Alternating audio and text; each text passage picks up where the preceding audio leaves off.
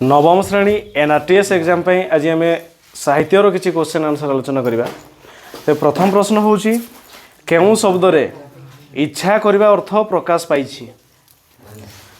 बुभुक्षा ना उपेक्षा ना परीक्षा ना निरीक्षा? केउं शब्द रे इच्छा करिवार अर्थ प्रकाश पाई? तबे बुभुक्षा हबो ना उपेक्षा हबो ना परीक्षा हबो ना निरीक्षा हबो? बुभुक्षा। बुभुक्षा होची इच्छा करिवार इच्छा, इच्छा करिवार अर्थ ऑप्शन ए ही जीवो राइट आंसर। या पर 2 नंबर पठित प्रबंध रे आचार्य महाशय बोली काहाकू कुहा जाइछि? हरिहर दास ना गोपबंधु दास ना मधुसूदन राव ना गदावरीश मिश्र? आचार्य आचार्य काहाकू कुहा जाय? नहीं, आचार्य हरिहर। आचार्य हरिहर बोली गोटे नाटा शुणिछ? आचार्य हरिहर ऑप्शन ए हरिहर दास ही जीवो राइट आंसर। या पर 3 नंबर आम शिक्षा विशेष भाव में कौन साजिछि? व्यक्ति केन्द्रिक ना पुस्तक केन्द्रिक ना समाज केन्द्रिक ना शासन केन्द्रिक? आम शिक्षा कौन होइछि? हला पथिगत विद्या किसी काम को आसीबो नहीं, हला पुस्तक केन्द्रिक ऑप्शन बी ही जीवो राइट आंसर। या पर 4 नंबर लुण होउछि राष्ट्रर आत्मसम्मानर प्रतीक। यह केउं पत्रिकार गांधीजी लिखिथिले? हरिजन ना यंग इंडिया ना नवभारत ना सन टाइम? तेबे लुण होउछि राष्ट्रर आत्मसम्मानर प्रतीक। यह को पुस्तक रे लिखिथिले गांधीजी ना को पत्रिकार लिखिथिले? ना यार सठिक आंसर हो यंग इंडिया। कौन लिखिथिले? यंग इंडिया पत्रिकार लिखिथिले ऑप्शन बी ही जीवो राइट आंसर। या पर 5 नंबर काहार मार्जित भाषा युधिष्ठिर को मुग्ध करिथिला? ब्राह्मणर ना दूतर ना भिकारीर ना नेउलर? तेबे काहार मार्जित भाषा युधिष्ठिर को मुग्ध करिथिला? काहार? नेउल ऑप्शन डी ही जीवो राइट आंसर। या पर 6 नंबर मनुष्य स्वप्नावस्था थाए बोली किए कहिसंदी? रूसो ना बर्ट्रांड रसेल ना हक्सले ना आइनस्टाइन? तेबे मनुष्य स्वप्नावस्था थाए एक कथा किए कहिसंदी? ना बर्ट्रांड रसेल ऑप्शन बी ही जीवो राइट आंसर। या पर 7 नंबर व्याकरण परिचय किए रचना करथिले? राधानाथ ना गंगाधर ना फकीर मोहन ना मधुसूदन? व्याकरण परिचय किए रखिथिले? राधानाथ राय ऑप्शन ए ही जीवो राइट आंसर। या पर 8 नंबर लेखक केउं मासर गोटे सकाळर कथा कहिसंदी? ज्येष्ठ मास ना आषाढ़ ना अश्विन ना भाद्रव मास कथा कहिसंदी? को मासर सकाळ कथा कहिसंदी? अश्विन मास आश्विन मासर कथा कहिसंदी ऑप्शन सी ही जीवो राइट आंसर। या पर 9 नंबर एक अकिंचन छामुंकु विस्मित करि पारिछि बोधे? एक अकिंचन छामुंकु विस्मित करि पारिछि बोधे ए उक्तिटी काहार? उच्छिबंत ना युधिष्ठिर ना भीम ना नेउल? एक कथा किए कहिसंदी? नेउल ऑप्शन डी ही जीवो राइट आंसर। या पर 10 नंबर किए नेउल को हीनकर्मा बोली कहिसंदी? युधिष्ठिर ना अर्जुन ना नकुल ना भीम? किए हीनकर्मा बोली कहिसंदी? भीम। भीम ऑप्शन डी ही जीवो राइट आंसर। या पर 11 नंबर केउं गुड़ी को ओष्ठ्य व्यंजन वर्ण? ओष्ठ्य हला ट ठ ड ढ मूर्धन ना प फ ब भ म ना त थ द ध न ना क ख ग घ म? कोडे ओष्ठ्य आमे जानिथिले कि कचट तप क च ट तापरे त प हला। तबे 5 वर्ग भितरु ओष्ठ्य माने ओठ को छुंथिबो किए? प प कहला ओठ को छुंची। फ ओठ दिटा छुई होची। ब ओठ दिटा छुई होची। ତେଣୁ ପ ଫ ବ ଭ ମ ପର୍ଯ୍ୟନ୍ତ ହେଉଛି କି ଅଷ୍ଟବ୍ୟଞ୍ଜନ ବର୍ଣ୍ଣ ଅପସନ୍ ବି ହେଇଯିବ ରାଇଟ୍ ଆନ୍ସର୍।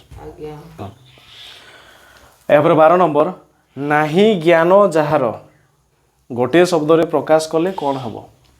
ଅଜ୍ଞାନ ନା ଅଜ୍ଞାନୀ ନା ଜ୍ଞାନହୀନ ନା ଜ୍ଞାନ ଶୂନ୍ୟ? ଅଜ୍ଞାନ। ନାହିଁ ଜ୍ଞାନ ଯାହାର ଅଜ୍ଞାନ ଅପସନ୍ ଏ ହେଇଯିବ ରାଇଟ୍ ଆନ୍ସର୍। ଏହାପରେ 13 ନମ୍ବର ଦିନ ଶବ୍ଦରେ ଜ ପ୍ରତ୍ୟୟ ଲାଗିଲେ ନୂଆ ଶବ୍ଦଟି କ'ଣ ହେବ? ଦୈନ୍ୟ ନା ଦାନ୍ୟ ନା ଦୈନ୍ୟ ନା ଦିନ୍ୟ? ଦୈନ୍ୟ। ଦିନ ଶବ୍ଦରେ ଜ ପ୍ରତ୍ୟୟ ଲାଗିଲେ ଦୈନ୍ୟ ଅପସନ୍ ସି ହେଇଯିବ ରାଇଟ୍ ଆନ୍ସର୍। ଏହାପରେ 14 ନମ୍ବର ପରିଶ୍ରମ କଦାପି ବ୍ୟର୍ଥ ହୁଏ ନାହିଁ କି ବିଫଳ ହୁଏ ନାହିଁ ଏହା କେଉଁ ପ୍ରକାର ବାକ୍ୟ? ଯୌଗିକ ନା ସରଳ ନା ମିଶ୍ର ନା ଜଟିଳ? ତେବେ କେଉଁ ବାକ୍ୟ? ପରିଶ୍ରମ କଦାପି ବ୍ୟର୍ଥ ହୁଏ ନାହିଁ କି ବିଫଳ ହୁଏ ନାହିଁ ଏହା କି ପ୍ରକାର ବାକ୍ୟ? ଯୌଗିକ। ଏଇ କି କିମ୍ବା ଓ ଏବଂ ଏଗୁଡ଼ା ଲାଗିକି ଯେଉଁ ବାକ୍ୟ ଗଠନ ହୋଇଥାଏ ସେଗୁଡ଼ା ହେଉଛି ଯୌଗିକ। ଏ ଦୁଇଟା ବାକ୍ୟ ପରିଶ୍ରମ ବ୍ୟର୍ଥ ହୁଏ ନାହିଁ ପରିଶ୍ରମ ବିଫଳ ହୁଏ ନାହିଁ ଦୁଇଟାକୁ ଜଏଣ୍ଟ କରାଯାଇଛି ଅପସନ୍ ଏ ଯୌଗିକ ହେଇଯିବ ରାଇଟ୍ ଆନ୍ସର୍।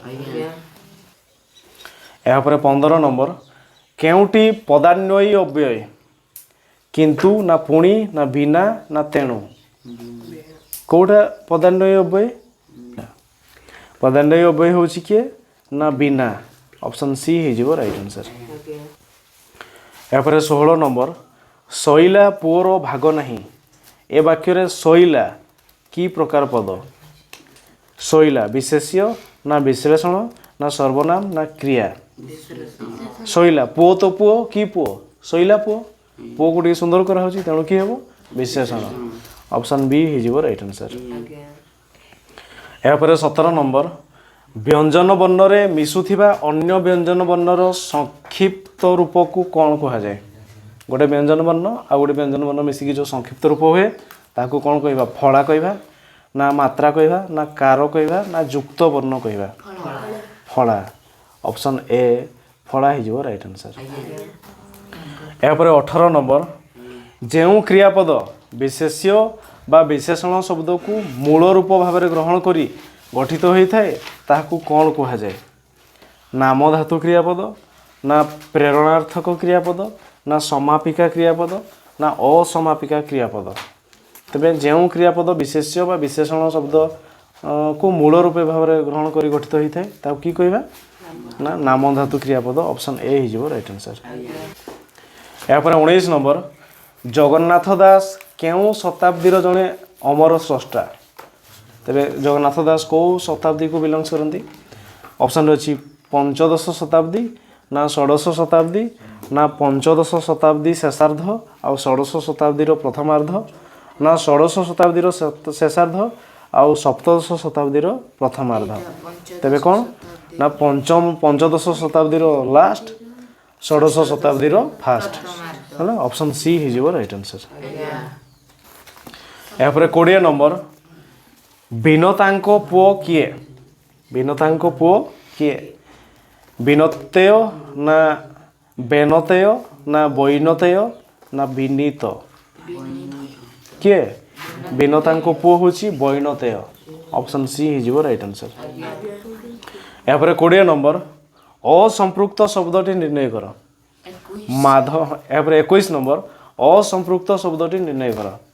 ମାଧବ ନା କେଶବ ନା ବାସବ ନା ପାଶବ?